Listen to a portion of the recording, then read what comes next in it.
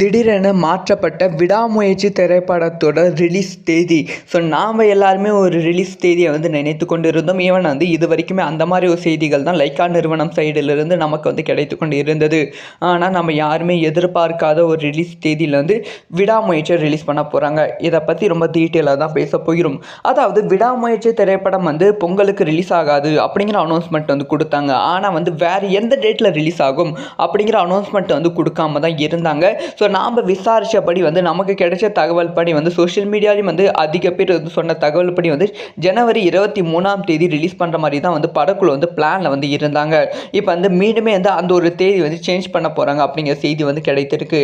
அது ஏன்னா வந்து ஜனவரி 23 ஸோ வந்து எல்லாமே ஓகே ஆகிட்டு ஆனாலுமே வந்து ஓவர்சீஸில் வந்து சென்சார் வந்து முடியாமல் இருக்காம். அந்த ஓவர்சீஸில் சென்சார் முடிவதற்கு கொஞ்சம் தாமதமாகும் அப்படிங்கிற செய்தி வந்து கிடைச்சிருக்கு.